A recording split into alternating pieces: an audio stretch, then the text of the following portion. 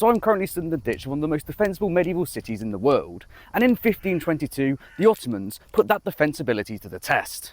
Since being kicked out of the Holy Land in 1291 by the Muslims, the Knights Hospitaller were searching for a new home.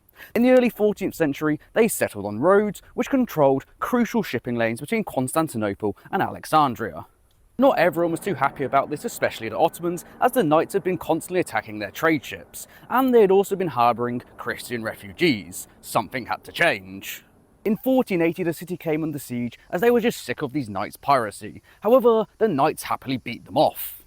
The following year, Rhodes suffered an earthquake, and now these defences just weren't quite fit to deal with the ever-advancement in gunpowder technology and to deal with these frequent earthquakes in the Aegean Sea. The finest engineers were hired to make Rhodes the most defensible city in the world. Ditches were thickened because if you make ditches, you get bitches, and the Knights were horny fellows. Walls were thickened, these grand bastions were built, and behind me is St. George's Bastion. These bastions, along with thick walls, protruding towers, even more walls, even wider ditches, created massive killing zones within the ditch, so where I'm stood now, if I was an Ottoman soldier in 1522, I'd probably be dead by now. There's about 50 different angles above me where a crossbowman or a musketman could shoot me dead. Sexy Sally Port, you are so sexy, sexy Sally Port. Oh, imagine the sneak attacks you could do on the Ottomans here. The Ottomans hadn't come to play though. They brought their usual vast amount of numbers between 100 and 200,000 to besiege the city. The Knights Hospitaller on the other hand had only around 7,000 to 8,000, and most of them were mercenaries, not the crack troops of the Hospitallers, and they had to defend 4 to 5 kilometres of these massive fucking walls. The Knights fought valiantly, beating off numerous Ottoman assaults, as well as foiling numerous undermines under the city as they tried to collapse these city walls from below. However, one went unnoticed.